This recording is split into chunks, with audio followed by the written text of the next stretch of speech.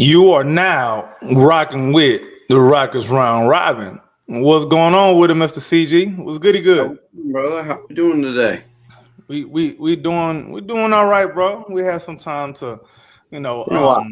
chill out since the disappointing loss to the Oklahoma City Thunder in the NBA Cup game. However, the loss was disappointing, but I'm not really mad and tripping too much about it, honestly, because it just showed us that we're not where we're supposed to be, but we're still ahead of schedule. Yep. Yeah, and I think a lot of the fan base has kind of been spoiled, if I may say so myself. Can't believe it. Yeah. But After yeah, what man. I would say that I'd like to add that you're looking at we sent Dallas and Golden State playing each other. And that was something we kind of avoided, is having to play Dallas after Oklahoma City beat them. And that put another loss on their resume, on Golden State's resume. So that kind of puts us, giving them 2 on the year, and that gave us a little separation. True. As far as the play, maybe key down the road, that's a 2-game swing that I'd argue we wouldn't have if we hadn't beat them and hadn't gotten that call. I think I can see that. I think I can agree with that, man. That's a good way to look at it. Yeah. I mean, there's a bunch of different ways to skin a cat. None of us can really just say what is supposed to happen or what. Right. All we know is what happened, and we just gonna commentate on exactly what we seeing and give our little takes, bro. That's right. Yeah. But yeah, man. Before we get to the Pelicans preview, which this game shouldn't be a game that we need to be stressing about, but this is the Rockets we're talking about. But before we get to that, I know there's some discourse that you wanted to have, bro. Before we get to all that, so. Well, I think more of anything, I just want to make sure that when we're dealing with the cap and we're making these trades, is that we're looking for the ramifications of our young guys. I think I'm seeing a lot of trades on Twitter that everybody's making, and they're not looking for the long-term future of Amen Thompson. Cam Whitmore, I still like to have him around. If he's not involved in any of these trades, he's going to need a little contract. And Bari, he's coming up. Tari's coming up. And as these guys are ascending, I think we need to remember that their paychecks are coming up. And when we trade for guys like Fox and such like that, we're going to have to keep their contracts to a minimum. So it's going to take a lot of, finagling with Stone. He's already got the first domino to follow with Jalen Green, and then with Alpi Şengün taking a little bit less than the max. But I'm just tired of seeing everybody just attack our cap and our future. I think we need to kind of look at the long-term future. And, they said it, that we want to build a sustainable dynasty, and a sustainable contender. And I'm right there with them. I think that's what we need to kind of keep in mind as we go after this. We need to have a patient approach, and, pushing major pieces in front of the table just for people that we think will work sometimes kind of gets frustrating to see. And so I just urge Rockets fans to keep in mind that we still have some young guys on the table that, still got to get paid, and we still got a lot to see from them. And I'd rather take the developmental approach and try to push it all ahead, and then it not be a sustainable future. So I totally agree with that. I'm not sure when. I think the Daryl Morey. I honestly believe that the Daryl Morey era kind of warped a lot of the fan base's brains on how a season is supposed to look, or how a rebuild is supposed to look, or how running a team is supposed to look. Because Daryl Morey being that trade machine 24/7. Like every time you look up, Rockets are in another trade rumor. Every trade deadline is chaos. Half the team gone. Summertime, half the team gone. Like, he making moves constantly churning. Never had a chance to develop any chemistry with any team because besides James Harden, everybody got traded. Literally. Yeah. And look how bad it hurt us. I just hate to look back, and we just got beat up by Hartenstein, and he was on our roster, and it just kind of some of the guys that we get coming back to beat us. It's kind of maddening. We kind of now we need big man help a little bit in the back. We've lost 2 or 3 of those in the past few years, and I get frustrated when we try to push too far ahead. Hey, I'll be the first one to tell you that I would take a Jimmy Butler in a certain trade in a certain scenario, but I just think that trying to push all our chips in the table, try to get somebody that we think right now is a little bit premature. Bro, I'm gonna need you to elaborate on the Jimmy Butler situation, man. I need to know what makes the most sense, bro. I need you to elaborate on that. As long as we're not adding any kind of major piece, if we add a first round pick, I mean, think about adding another young guy to this. What if we added another top 10 pick right now? What if we added the 12th pick on this roster? What would we do with it? I had no idea, bro. Exactly. But this draft coming up is supposed to be stacked, but they say that you never know, bro. Like, they say these things about these drafts prematurely, and then next thing you know, either the draft was trash or it's great after they said it was going to be trash or whatever, man. Correct. And okay, so even if we can go on for another year, what about in the next draft? What about in the 26th draft? What would we do with that one? Yeah, we could have that question every year.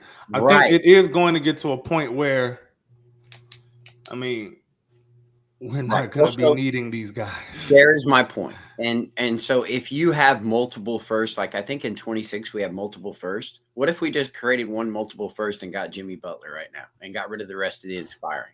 And we essentially had him on an expiring deal. I still think we might need a big man in that scenario to back him up. I don't know, maybe you can keep Adams, but that to me is an interesting concept. It's almost to me like if we could get into the second round, is 2 playoff series just as good as 2 seasons of 1 playoff exit, the 1 round exit? It's just little things like that I kind of argue about. If the price is right, you could be sold. I mean, I could be sold on anybody, in that's on an expiring contract. Somebody that could come in and knock down a bucket late in games and defend his butt off. Jimmy wouldn't be a bad rental piece, in my opinion. This thing that scares me is I think it's 52.6, the player option. If it turns out like, Daryl Morey era or Daryl Morey and James Harden in Philly, where he's like, well, I don't really have any suitors that's going to pay me big money. I'm just going to pick this up and hopefully y'all trade me, or, somebody else sign and trade. And that scares me. But other than that, we make a run and you have somebody to knock down big buckets. We showed that we can defend, defense runs in the playoffs and it comes with you. And we've shown that we have multiple defenders that we can throw at people. And that's kind of what you need, especially with the length. So I don't know that we're not a good playoff team, minus a good bucket getter. Can you argue that we? Right. And my biggest thing is I don't really want to make too drastic of a move until we get to see this team in the playoffs with all of these guys in a 7-game series. Let's see how they take the coaching from game to game. Let's see how they adjust to the other team from game to game. Let's see how they look in the highest pressures of moments. Then you're arguing for Fred VanVleet to catch 35 minutes is tough for me to sell. The hell I am. The hell I am. Well, I get you, but that's what you really would end up with. We would know how good they are in the playoffs with a Fred VanVleet, and we would still be talking about the same things we're talking right now. We'd say, is Fred VanVleet still, going to be Fred Jihad in the same way in the playoffs? Oh God! If he does that, and see, this is one thing that kind of that hits me. What are we going to say in the offseason if Fred VanVleet misses a series defining shot? Right? Let's say we play in the first round and it's the game 7, and Fred VanVleet shoots one from the logo and bricks it.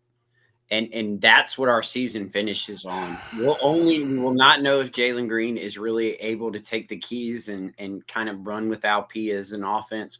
We won't know if a Reed Shepherd, it can be like a real point guard. And we're going back into next season saying, hey, we got to pay Fred a little bit of money so that we can, kind of run back what we hope these little kids are going to figure out. And that to me just doesn't make much sense. We're still in the same position in my opinion, that we would be Without Jimmy Butler, we still know the same thing. We would still need to know how these guys act by themselves without a, training wheels and Fred VanVleet. There's a big Fred VanVleet conundrum that we have right now. So here's the thing about Fred. So as much as he raises our floor, he literally lowers our ceiling the same. Yep. To me, at least that's what I'm seeing. Yep. Because a lot of the things that we are seeing right now from last season and up to this point in the season, the same things a lot of the Raptors fans were complaining about too. I mean, the exact same stuff outside of injuries and stuff. Posted, man. Yeah, it's the same stuff. So, I had a tweet in case anybody's watching and didn't see my tweet earlier. So I had a tweet. So the last Fred VanVleet season that he played with the Raptors, they were 26th in pace and I think, what was it, 29th in effective field goal percentage, something like 26th in effective field goal percentage, something like that. Bottom 5 in both categories. Correct. However, and I think this is cap, but right now the Rockets are 13th in pace, which that doesn't look right. And then, and we're also, but we're 29th in effective field goal percentage, which is abysmal. Now, if you watch a Rockets game, you can't tell me that we're nowhere near no 13th in pace. You just can't. Yeah, I think we get a lot of that is law of averages. I think some of those are like literally 1 second in the shot clock after Amen rips it, he picks it up, takes 2 steps. Yeah, and those kind of things. I think it's a lot of that too. Yeah. Yeah. I think that's a lot. I think it's a lot of that too. A lot of that Fred Jihad stuff. If he feels like we need a 3, buddy, he's shooting it. I mean, coming right off the screen. Bombs over Baghdad. And they ain't landing on nobody. This is empty bombs. I mean, nobody's landing on nobody. I get it. A lot of people are saying, well, nobody's doing, this and that. I hate to just kind of push it all on one person. I agree. It's not. Yeah, it's not. But the thing about data is some of the data that we look at sometimes doesn't have enough context. But this Fred VanVleet thing has a whole lot of context between 2 different teams. And a lot of the same things are following. So, again, I always say, when the stank follow you, that means you pooed it. Yeah. It's on you. There's something to that. Like, it can't be. Look at this team with all of the athletes we have on this team. You can't tell me. There's no reason why we should be playing as slow as we do. Absolutely not. Now that's one of his greatest, plays. That's one of the best things about him, and it's the worst thing about him, isn't it? Right? Like we love it. He can calm down an offense, and he can get us into a set, and that he supposedly keeps these ponies calm down, and then getting them running when they need to. Right. That's the other trick of it. Is that slowing down the offense, or is it just delaying the inevitable? I mean, slowing down the offense isn't necessarily the worst thing in the world. I just think it's the style of offense that he wants to play isn't conducive to anyone but him.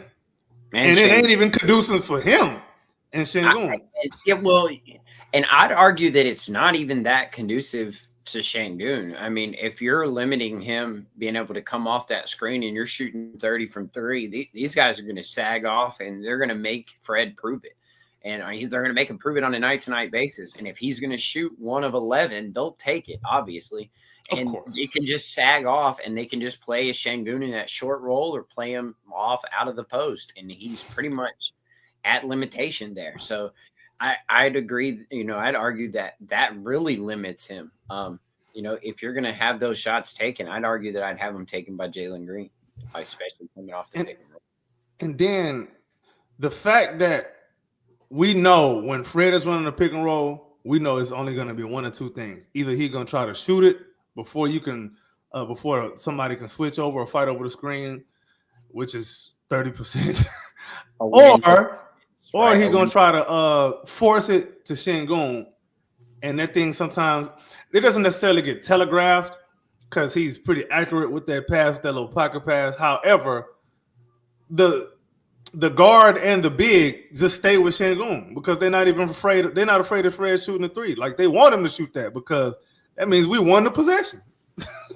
That means Right. the other team won the Those are possession. both So wins for the defense. If you're getting the ball, if Alp's getting the ball and he's not really able to move, if he's not really on the move in the short roll and you really have the center has him dead to rights and he's looking dead at him and there's no fear of any making another pass quickly, no, he doesn't have that. That's a win for the defense, especially if it's late in the shot clock. All he has to do is look straight and see the other shot, see the shot clock, and then when it's barreling down, just put your hands up and get on Şengün because the shot's coming. It's why it's tough to have a big finish possessions late in shot clock. true. Yeah, we don't force a lot of 4-on-3s.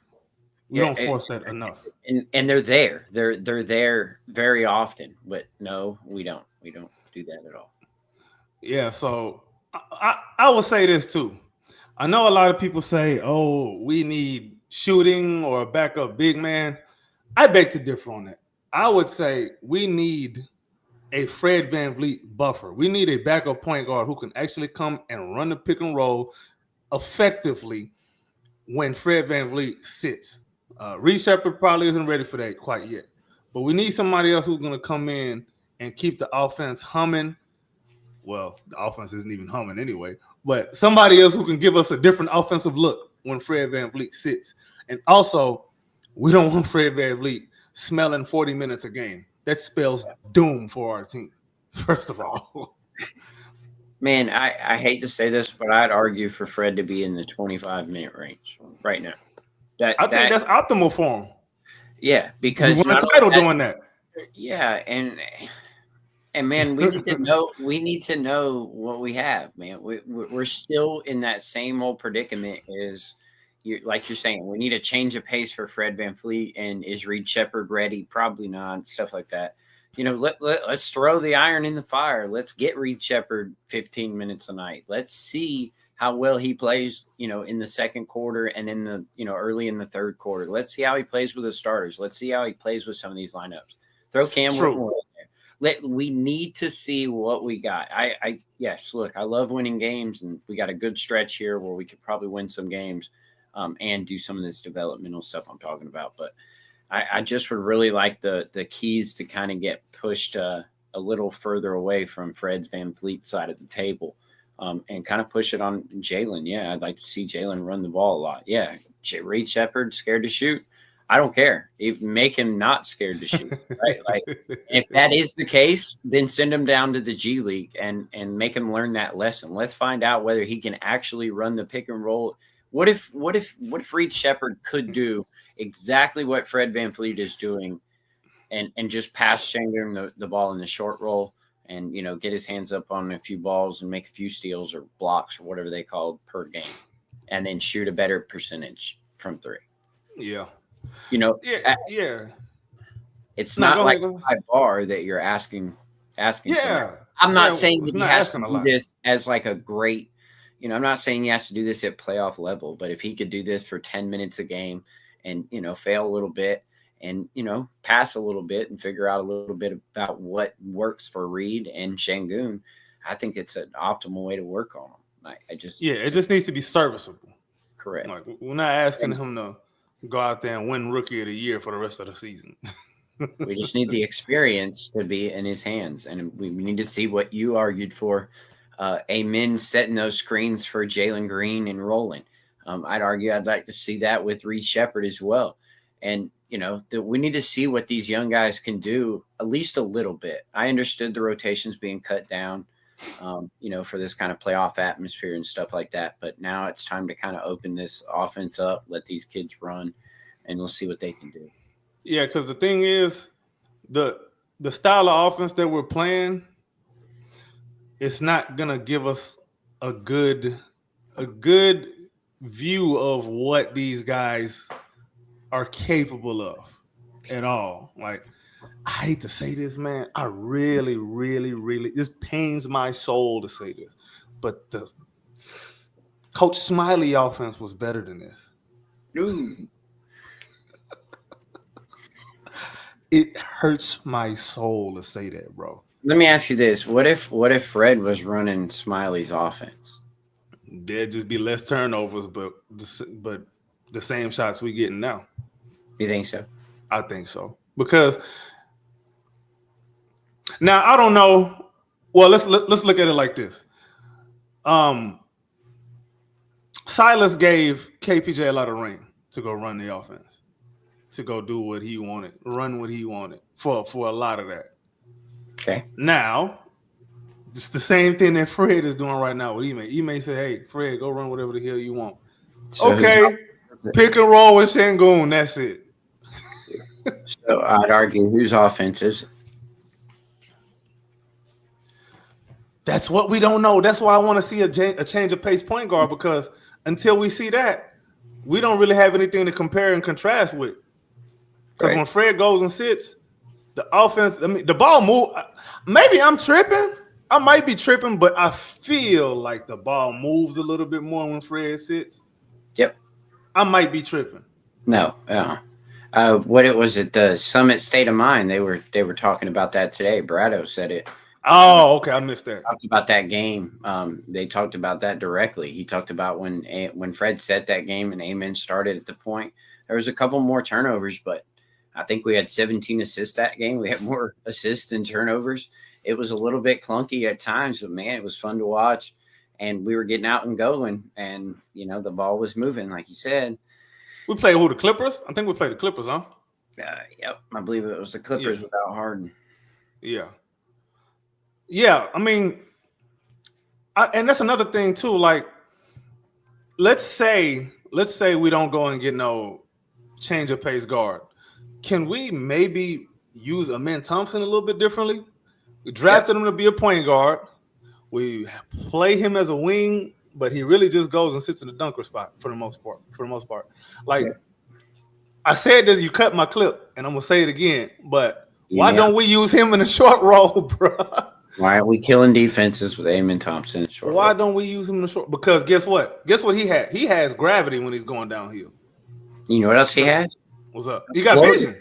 He got a floater. Yeah, he got a floater. He got vision. He can finish around the rim. Yeah, like. And he can find shooters he can spray out. Like, why are we not utilizing that? Because you can open the floor. And this is why I'm always big on Jabari playing more center, because the spacing is just miles different. It is so different. Now, in that context, if you have, let's say we have Jabari at the 5, you can stick him in the corner and have a man playing in that short roll spot, the Draymond position, really. And you can't tell me that he wouldn't have options at that point. You got Dylan in one corner, you got Jabari in another corner. Jalen and Amen can attack the whole time with that type of lineup. There's lanes to attack. When you said that, let me ask you this. You know what that reminded me of? Does you think Amen Thompson, and we didn't know, we didn't know this, but Amen's a great weak side shot blocker, is he not? Would you agree that Amen plays above the rim? Oh yeah. Would you agree that maybe Amen might be a lob threat for Jalen in the pick and roll? Yeah. Would that not be a dangerous lob threat to have somebody like? I mean, they would never. It wouldn't be typical, right? You're used to a bigger fella being there, and somebody so fast and being able to throw up those lobs like that, and him actually go and get that. Man, there's not many bigs that are going to be able to recover on a lob coming from Jalen Green getting downhill to Amen Thompson. When you said that, that was the first thing that crossed my mind. I was like, yeah, that short roll is great, but man, just imagine him getting all the way to the cup. Yeah, like a Jalen Amen pick and roll combination is extremely dynamic, because the rim pressure with that tandem to me is just it's special. Because you don't want either one of them going to the rim, because something bad gonna happen to somebody. So you might have to commit that third defender. And once you commit that third defender, what happens? The ball moves around the horn. That's if you even got a chance to recover.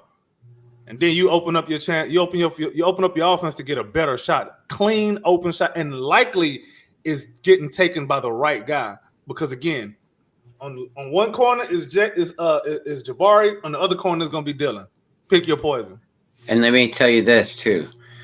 It's also a counter to hedging in the pick and roll, because what you're doing is if Jalen can kick out to the lonesome big there, and you have another cutting player from the opposite corner, or Amen continues to Let's roll. say that's Tari. Yeah, it's wide open cutting through the lane, right? And because the big has to come out and hedge, and that just makes Jalen an easy outlet pass to the corner in Tari Jabari. And then if Amen continues to cut, or anybody cuts from that opposite corner, we got an easy dunk. So I'd argue that that is one of the best actions we could have that we just do not ever try, and that would kind of help Jalen a little bit too. Yeah, and this isn't just us just saying we want to do all of this just to cater to Jalen. It caters to everybody, because outside of Amen and Tari, man, everybody is shooting horribly. True shooting percentage, whatever shooting percentage you want to look at, everybody is shooting below, if I'm not mistaken, below their career average. And wouldn't that have been the opposite? Wouldn't you count? I mean, I don't know about Tari being the bottom of our, but Amen and Tari would have been the two guys. If I had to bet, that would probably be the two biggest bets I would make, would be them two shooting the lowest percentage from the field. Right. But they happen to be the highest percentage shooters percentage wise. I don't know, man. Obviously, we're just talking. We're just talking. We ain't got no control over none of that. We just saying what we see and giving suggestions and solutions internally. Because one thing I don't really like to do, man, I really don't like to just first thing go get a Band-Aid and patch your little wound with a trade. Like, what is that? Like, what does that do? Like, what is that? What signal does that send to your team? What message does that send to your team? Like, anybody screw up, you're gone. All right, bro. That's not how you run a team, by just trading anybody after a bad game. Well, what message does that send to the other people, just around the league? Around the league too, yeah. We really fought hard, because our culture was 3 years ago, they were calling us dumpster fire, worse. Yeah, AAU. Yeah, like not even that, and G League team. And, and really free agents did not want to come here. We just had to overpay for guys like Dylan Brooks and Fred VanVleet, which turned out to be a great idea.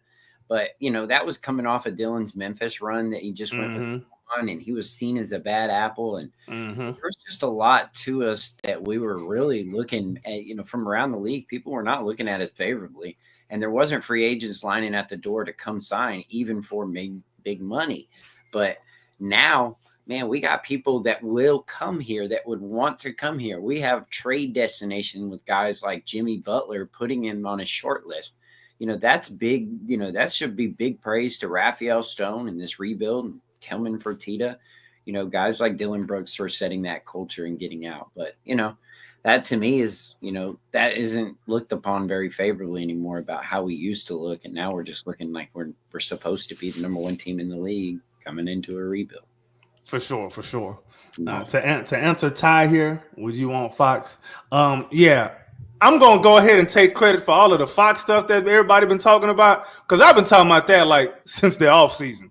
Yep, I've been saying that forever. Like, everybody else is starting to catch on. I was just early. Yeah, I've been wanting Fox for a minute. Hell, I was wanting Fox when we had Silas in them, but I was like, man, that ain't gonna happen, because I'm thinking, when they got Sabonis, they started looking good, and I was like, man, Fox ain't never coming home. But how much are you willing to give up to get him? Say, man, I got some cousins I don't like. They can go too. Yeah, I mean, with Fox, and this is an interesting way to look at it, but you know me, I love the cap stuff. I'd be very interested to know if Fox would take a hometown discount. That would be very interesting. Because if he will take a hometown discount similar to what Jalen just took, there'd be a lot of options on the table for us. We'd still have Amen. We'd still be able to, whoever we had left in the trade, we'd be able to pay Tari for a little bit, give Tari the money that he probably deserves. And I just don't want to squeeze those young guys in, never Booker, probably at Utility Sports that Sheldon tried to get both of them out here, Booker and that's a big pipe dream, boy. But I'll say that if that was to happen, we probably keeping one of the core. Tops. Yeah. Yeah, everybody got to go. It would have to be a blow up situation for those two. I mean, Fox is going to be on the expiry next year. I'd argue that you'd have to give up the big price for Booker, but you could do it without giving up Şengün or Tari or Amen, and you're in there. Yeah. John Washington said, "I live in Cyprus. He getting a house built out here." Hold on, John. Are we gonna spread some rumors right quick? Let's spread some rumors. Let's go ahead and spread some rumors. So, De'Aaron, and I know that neighborhood that they probably building that house in too. That's that neighborhood. It's gated. All the houses in there got muscles. Yeah, I know that little neighborhood over there. So, peep this, man. Breaking news: De'Aaron Fox is building a house in Cypress, Texas. I'm clipping it. Breaking news. But I'm gonna find John Washington. I'm gonna put John Washington as the source. Yep, John. Hey, you the source now, John. You're not an anonymous source. You're not one of them. You're not one of Stephen A. Smith sources, though. Like you are a source now, bro. And we're gonna need you to keep us posted on the progress of that house. Now, if you see him, you're gonna have to talk to him, and you're gonna have to ask him some questions for us now. So you set yourself up. I want to see pictures. Yeah. For sure. All right. A king named Cliff says we worried about shooting and other things, but at the end of the day, most of these losses were close losses because we just couldn't close. Yeah, Fox solves that issue and turns 9 losses into 6 more wins. That's a lot. 6 more wins? That is a lot in the grand scheme, because if you scale that out for the rest of the season, we damn near 70-win team. Yep. That's crazy. That dog get the confidence, though. When we do these kind of hypotheticals like that, that's funny because like if we just added Fox, we would have to give up something, and most of that important pieces would have been something that have been, that might have contributed to one of those wins or 1 or 2 of those wins. You still got, what if you had to give up Bari and he knocked down some big shots down, lately. So, yeah, no, I don't know. You could say that same thing about Jimmy Butler. There's not very many people that you cannot say that about that can knock down an open shot here in Houston. If we just had a 35% Jalen Green, I think we'd win 6 more games. I think we get more of a 35% Jalen Green if we played at a more favorable pace. I'm not saying we got to be we ain't got to necessarily be the Pacers of last season. That's ridiculous. But you can play with pace and still be a good defensive team. Now, we saw the Golden State Warriors make a dynasty out of that, and they turned the ball over, just FYI. You know what I mean? They wasn't a low turnover team. They was going to kick that ball ahead. If they got to stop, that horse was off to the races. Go.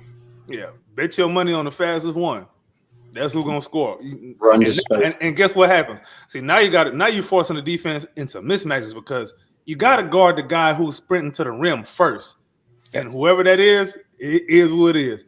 But now you got to worry about somebody coming in and getting a fast break 3, which the Warriors led the league in religiously.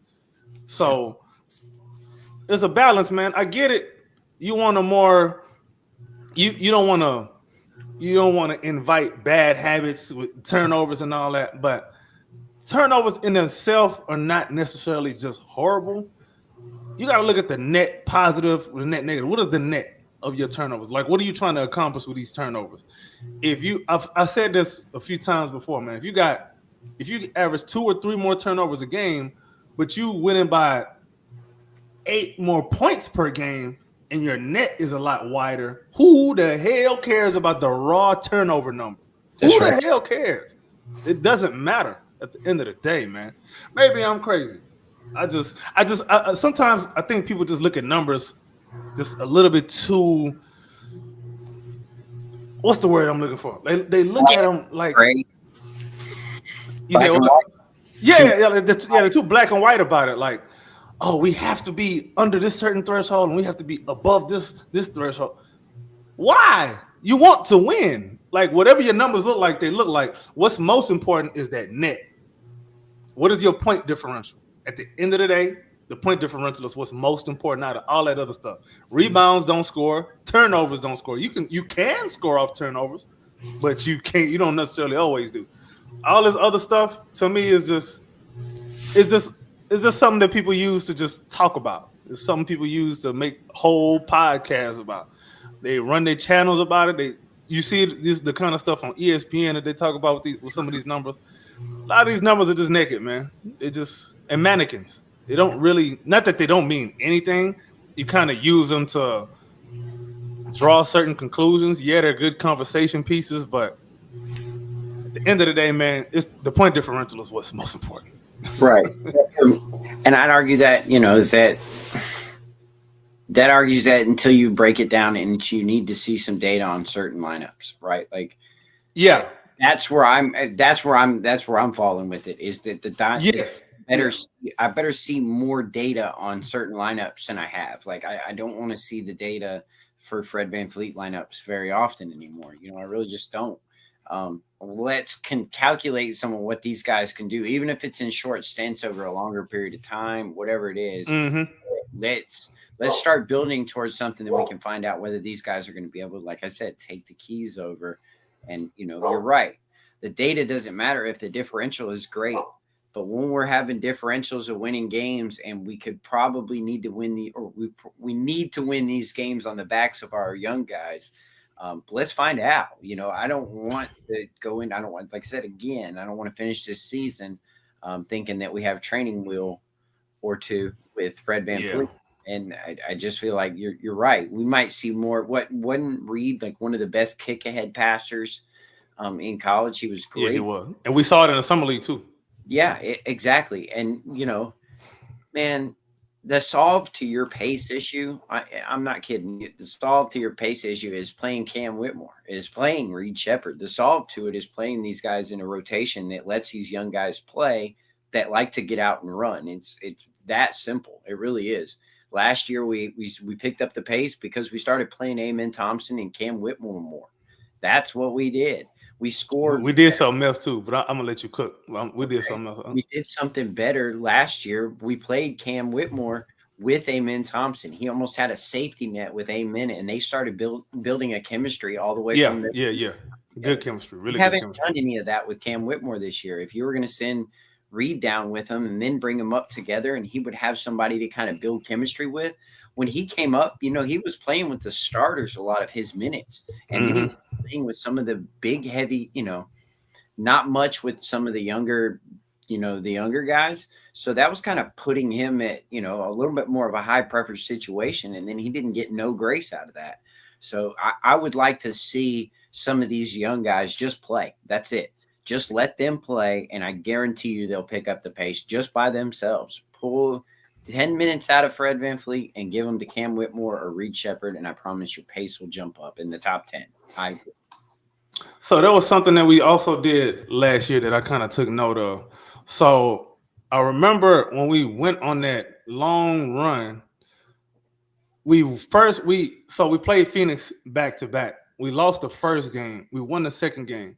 What was a little bit different was two things. One, Jalen started playing a little bit more defense at the point of attack, like picking up full court. That's one. And then two, when they got a rebound, they would either look for Fred to find Jalen so they can go and see if they can get something quick, and then if not, pull it back out. Or when somebody got the rebound, they would just immediately just find Jalen in order to solve for that pace issue, because we kind of had it last year too. Well, not kind of. We had that issue last year too. So I know we've been ragging on Fred a lot. I just think we can just switch his role up a little bit, and that would solve a lot of the problem. I don't see why we don't do that anymore this season, because that was working. That was working a lot. Is his role going to be off ball? A lot more off ball. When we went on that run, he was playing a lot more off ball. I don't understand why we don't do that. Yeah, I agree, but then I start to argue that you just need to pull him from the floor if that's the case. If he's going to shoot 30% from three, playing him off ball, I agree he's a better spacer. Maybe not a better spacer than Reed, but what he lacks on the defensive end, you can provide with somebody like Amen or Tari in that spot and get way more impact than you can with Fred on the defensive end and then standing in the corner. I just doesn't make sense. I wouldn't say stand in the corner necessarily because Fred sets really good off ball screens for a guard. Like he can do a lot of that stuff too. Like a lot of how they deployed him in Toronto, it was really good. Well, before Kyle Lowry left, when Fred started starting, all right, that's when we started to see a They lot. gave him the keys. Yeah, when he got the keys, that boy was driving up the insurance prices. Man, he was getting ticketed every week in the courthouse every month. He had a rapport with the police officer. The police officers knew when to pull him over. They knew where his house was. As soon as he pull out that thing, hey, you come here, man. It's your daily speeding ticket. Come here. Oh no, sorry, your daily slowing ticket because we know you don't drive fast. Right. Fred VanVleet, man. I love the guy. And I'm not even saying I want to trade him. I actually want to keep him. Me too. Yeah, I want to keep Fred. I don't want Fred to go. They came into the season, said they were going to lower his minutes, and that was going to be a point of emphasis. And like you just said, doing that, right? Like base, that was part of it. And that's just not happened so far. Now, I agree. We can all argue that, we are in some playoff atmosphere type of situations that you probably needed to not looking for developmental minutes and those kind of things, try to win so you can maximize that time. But now I think we do. We need to scale Fred back a little bit, and we got to really see what we got in these young guys because I think that would solve your problem. Wasn't Cam Whitmore like the all-time leader in per 36 as a rookie or something like that? I think it was points per game under 20 minutes, playing under 20 minutes a game on average, something like that. So you're telling me we couldn't use that? I don't think Ime stuck with him long enough. He benched him too fast. I think. And then also with Reed Shepherd's minutes, you go and you look at these box scores, that man played 5 minutes in the second quarter and never play again. Like, what is that, Ime? Come on, like you got to give these guys some runway, especially if they're coming off the bench. He's trying to give them some runway. He's trying to win. When you talk about scaling Fred back, I wonder if that's that old coach's mind is, hey, I'm trying to win every game. I need the best 5 out there at all times. And, you can get your little 10 minutes. And if he's out there struggling on D, I'm yanking him for your little developmental stuff. And then as much as I understand that, the problem with that is when you do that, you become so predictable. Why is our offense so easy to guard? Predictable. All right. Like you become way too predictable. Defense know what you're gonna do before you do it.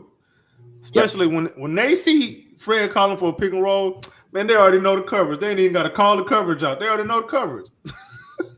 And when you play a team like Oklahoma City that you already played twice this year, they're going to expose that in the high leverage situations. Other than that, in the playoffs, you can't do that. You can't. But it's so simple, and I hate to say this, but it's so simple. You just have to cut off Jalen at the point on a pick and roll. If he gets by, you just have to clog the paint with Şengün and Jalen out on the floor. You just got to clog the paint and make that entire thing, the driving lane, not even look to be there, and he'll kick it out to whoever's the shooting, and they just make those shooters shoot in bulk, and they're just not keen to making them. And another thing too, I noticed, I don't know how to track this. I've looked and I can't find where to track this. To me, it looked like we don't generate enough corner threes. No, not at all. We probably generate maybe 3 a game, if that. Like we don't really take a lot of those. Those are the easiest threes. That's the shot that I guess they call it the most efficient shot because it's the short corner 3. I mean, we don't even take those a lot because of the who's there, right? Like a lot of times, guys like it's like Amen Thompson. Or, here you go. It's because you can't shoot. We just don't try to shoot a lot of those corner threes. I'd argue know your personnel. If you have Bari in that corner, you can't sag off. You sag off from the other non-shooter, right? So if you have Amen on Thompson on the floor, you need to, and you have Bari and Amen in those corners, well, that lane's going to be occupied by the person that's guarding Amen Thompson, not Jabari. So it's kind of an easier play to scheme your defense if you have a non-shooter like that to make the non-shooter shoot or have those lanes clogged up so that he is the one taking the shot. And I think Oklahoma City did a great job. Mark Daigneault pretty much outcoached Yeah. situations. We just looked pretty putrid. I think he had Agreed. problems in Golden State. Our defense just played real good, And Yeah. Shane Boone, they pretty much gave him that layup late, and Jalen was able to jump on a loose ball and get some foul calls. Hey, put ourselves in position to get lucky. That's really all you can ask for in the clutch. That's right. Yeah. Real quick, Ty, I know what you mean, but the Bucks are better than their record, number one, and we got to remember that's a team full of vets with a veteran coach. OKC was going to lose that no matter what. Yeah. They were going to lose that game. You put Giannis in a one game to win scenario in a situation like that against a young team, Giannis going to eat them alive. That's what he does. Like, I don't think we talk about enough about that Bucks turnaround. Shout out to Doc. They're not getting. Yeah, shout out to him, because remember that there was talking about firing Doc Rivers. Why did they hire Doc Rivers? Trade Giannis. Dame is an idiot. All of this crazy stuff. He played AJ Green more. Yep, he did. He sure did. That's their new Pat Connaughton. He doesn't like that. Yep, he inserted him in. And when he did that, he had somebody that can defend on the perimeter, and then he had obviously the back line with Lopez and Giannis cleaning everything up. Yeah, the best back line in basketball, man. But before we get on to this Pelicans preview, any last thoughts, bro, on this? No, I think we covered all of what we wanted to cover, right? Like I think Fred VanVleet, yes, he has been an issue. Yes, we would like to see him more off ball if he is going to be on the court. Yes, we'd like to see less minutes, right? Yeah. And we just really got to see him kind of be what we expected him to be. I mean, we were sold on a guy that was going to take a step back when this offense was ready to try. And, I think they're ready to try. I'd like to see, even if it costs me 2 more Jalen Green turnovers, I want to see Jalen Green at least try it, right? Like if we're playing the Pelicans, bring Fred back in and, close it if you need to. But let's see some Reed Shepherd. I'm really interested to see some Cam Whitmore.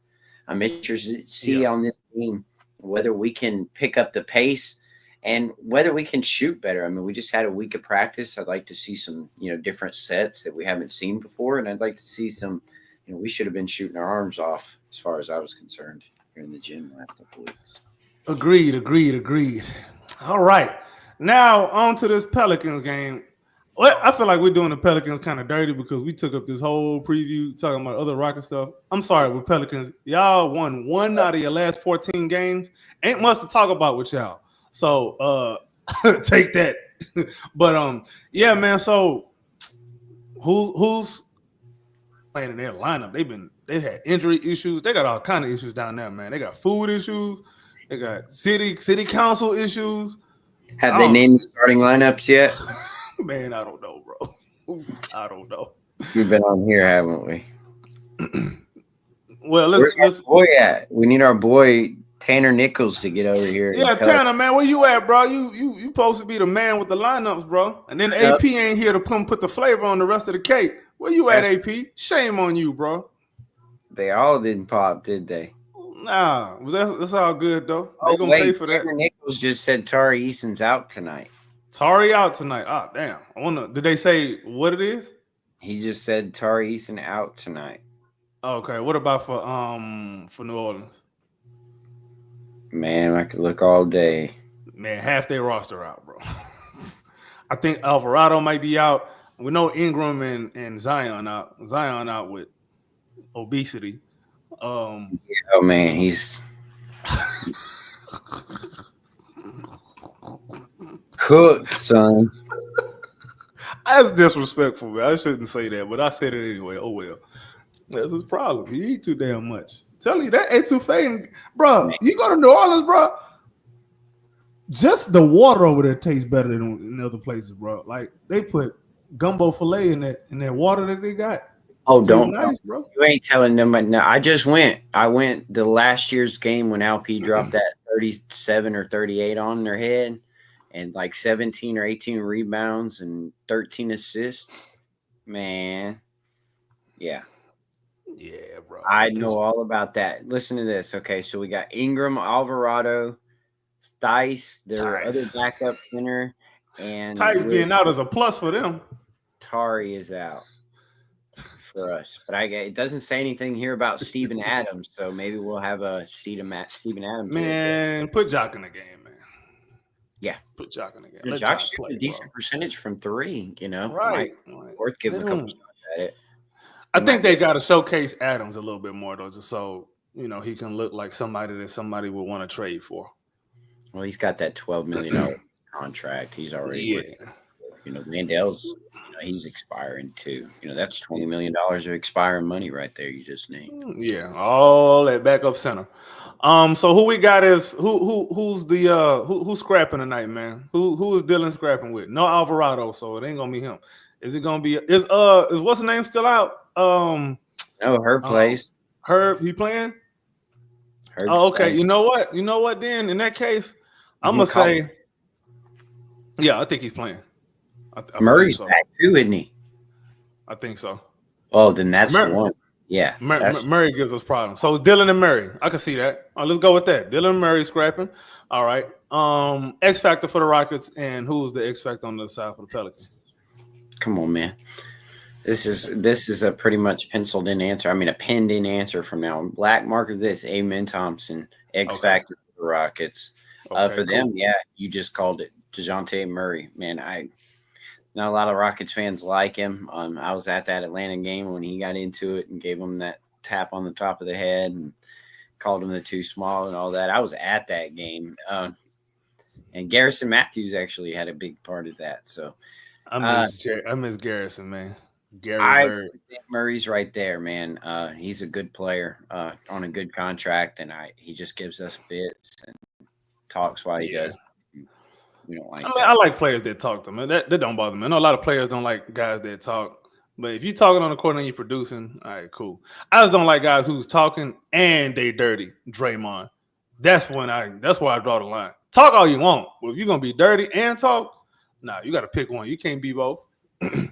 When I tell you that he makes half as much money as Fred VanVleet, it kind of puts it in perspective. Wait. Hold on. How did that happen? He signed a pretty good deal.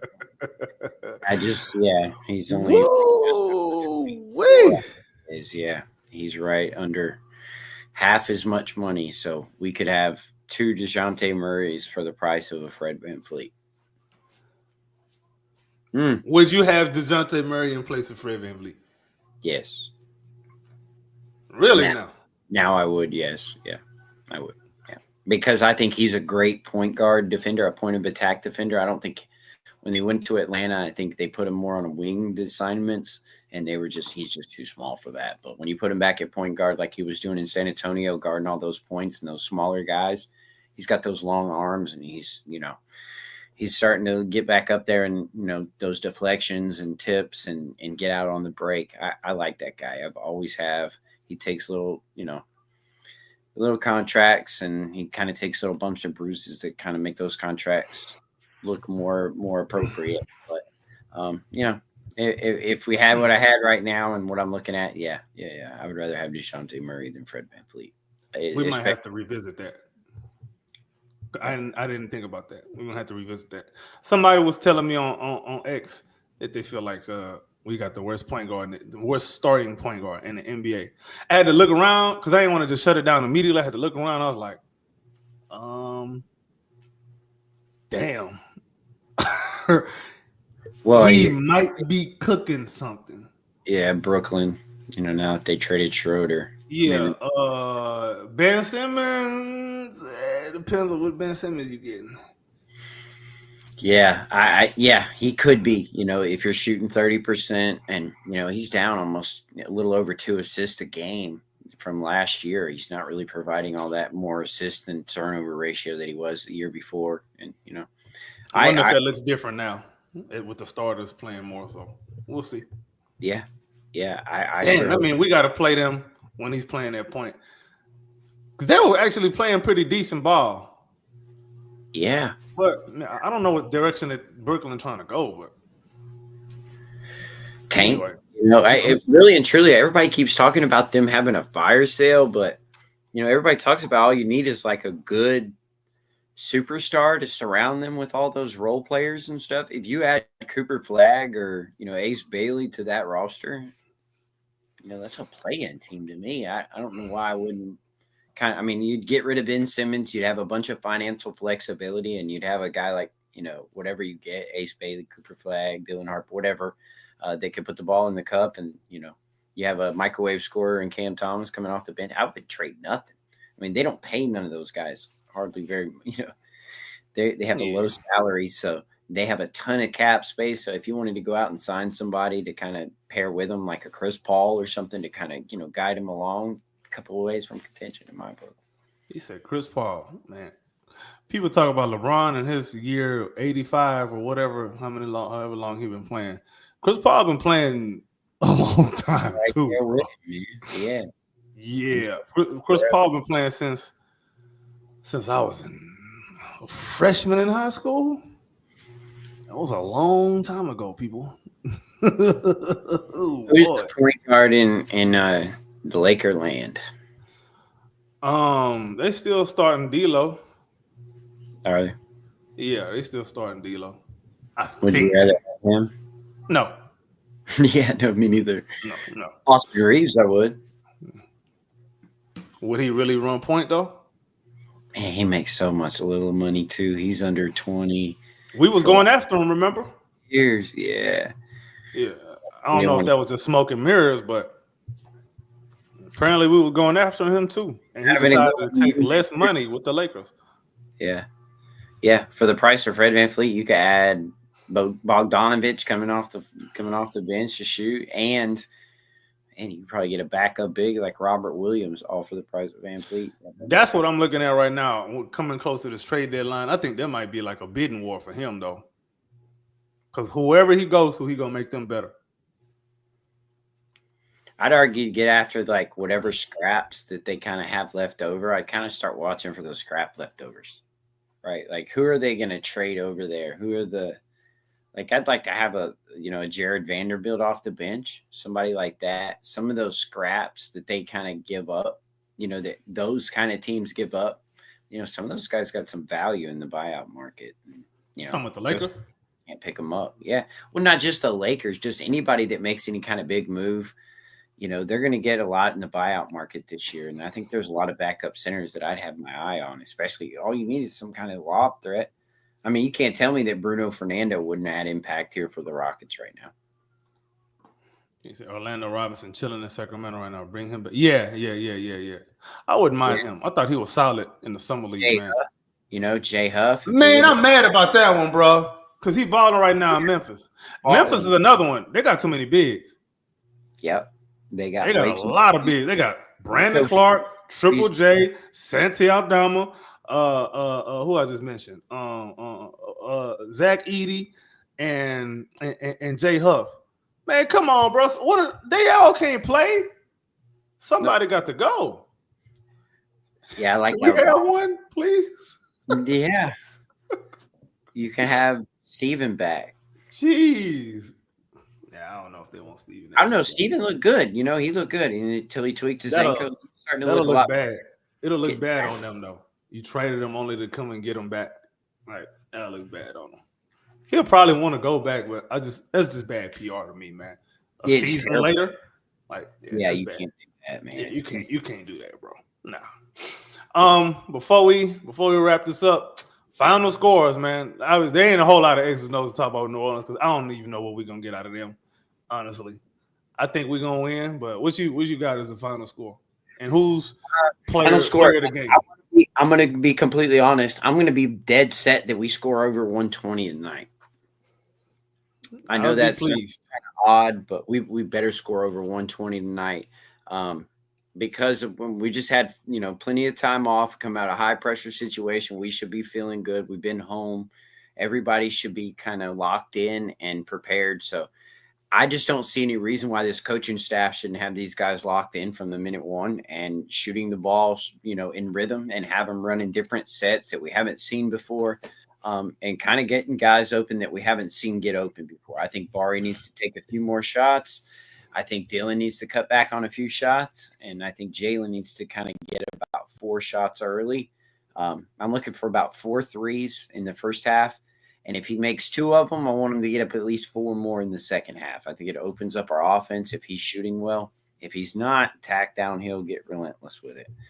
Final score. I'm going to give you 125-99.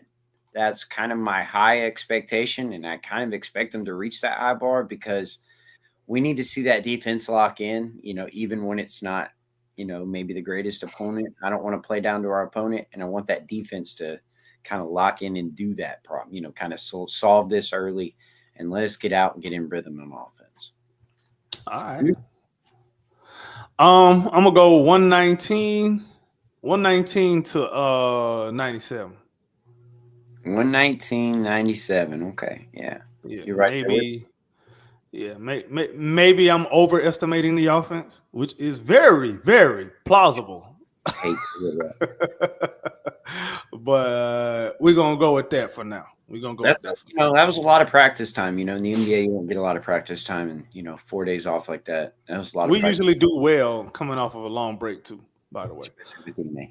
Yeah. So we got a little bit of a soft landing here in the schedule here and over the next 4 or 5 games.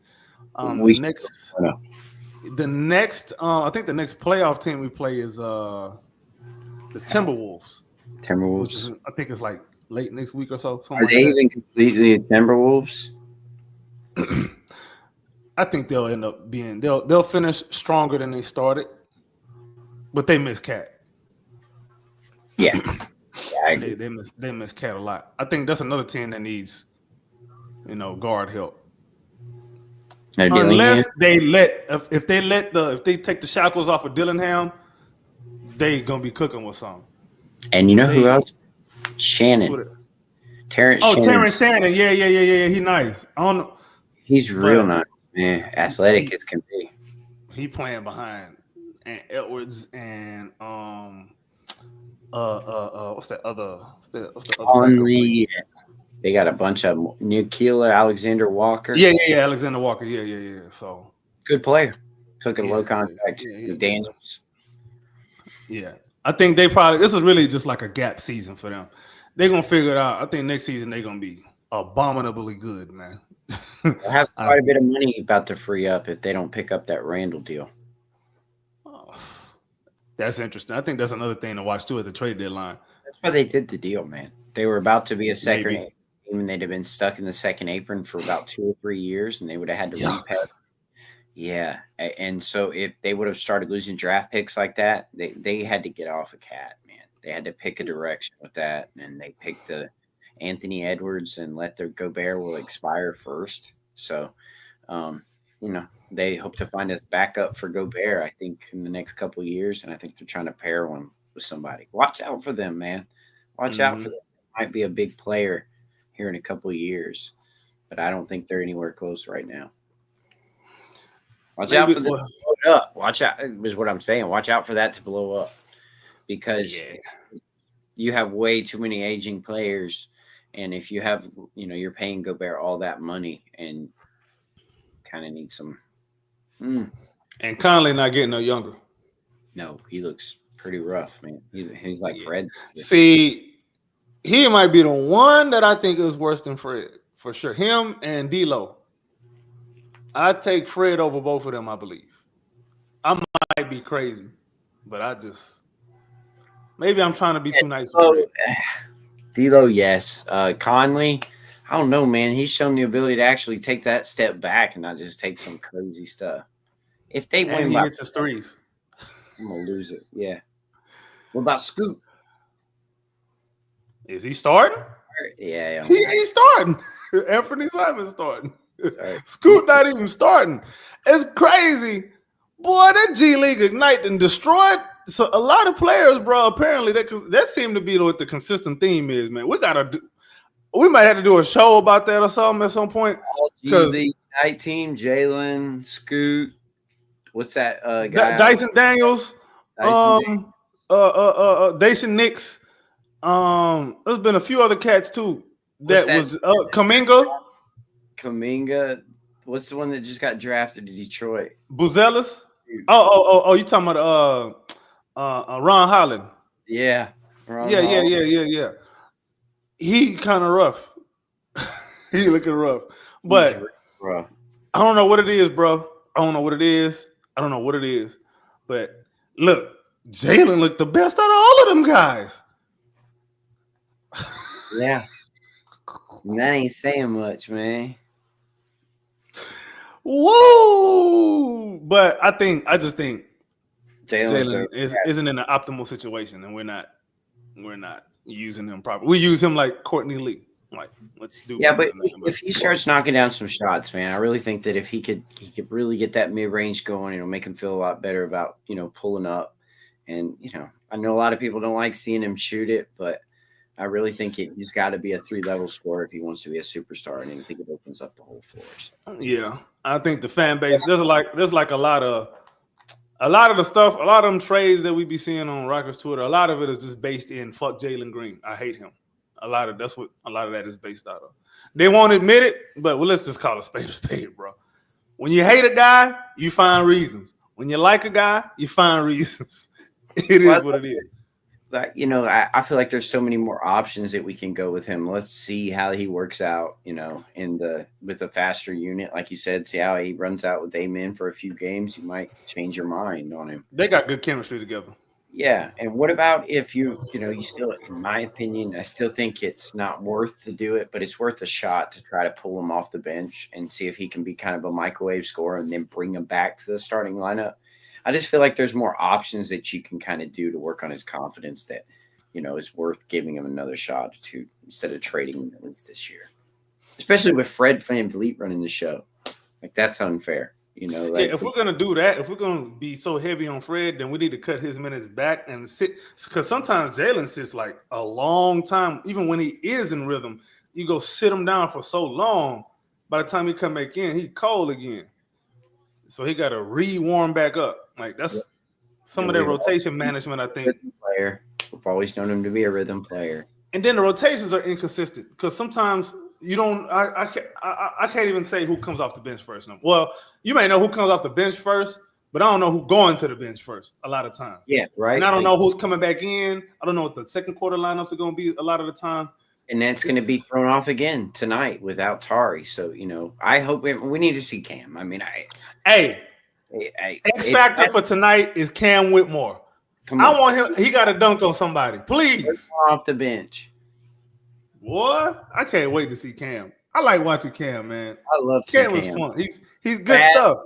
He's gonna go. At least he's gonna try to score. At least he ain't gonna just dribble it out and shoot from the low.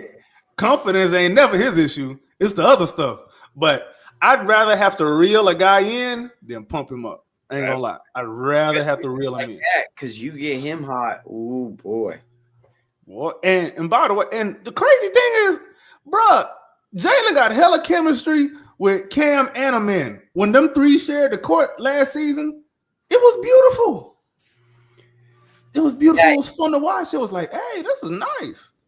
And there's another thing that I brought this up before, but we never saw a lot of Cam play with a Fred VanVleet, like a real point guard. And I always thought that would have benefited him a little bit. I thought that's why Fred was here, to kind of show these guys how to play real basketball. I guess that we don't know how to play, according to Charles. Great podcast on that. I mean, you nailed it, by the way. Yeah. But I feel like, you could have at least leaned into that. If you're going to have a veteran out here and to show you what's supposed to happen in a half-court set, like Fred is supposed to be showing us how to do, to the tune of the 16th best offense. But I would like to see Cam with somebody like that, with Fred on a veteran, just to get him to, a few minutes together, try to get him to understand it a little bit, understand spacing and the things along those lines. So I always thought that was kind of a misplayed hand by Ime Stone, is not letting Fred or let Cam kind of develop with some real veterans. He was always playing off the bench with Amen and kind of around his deficiencies, and it's just kind of, it'd be nice to give Cam a real shot. And kind of you got to give him some more rope, man. He pulled the plug underneath from him too fast. So now he got to get right back into rhythm. Hey, but it we'll might see have how all they look. by design, knowing here comes the the play-in tournament, or not the play-in tournament, the in-season tournament. Yeah, It all might have been by design. We really tried to possibly. do that, try to put them in like a playoff atmosphere. It worked. That was great. But now it's time to try to go. I know we need to still win some games, but there's still some leeway down in there that we got that they could probably use some Cam minutes and some Reed minutes and things. Most definitely. Hopefully, we can see a lot of that tonight, man. I hope it's a fun game tonight. Would love to see a lot of Reed and Cam. I want to see a bunch of threes from Reed. I want to see Cam violently dunking on people.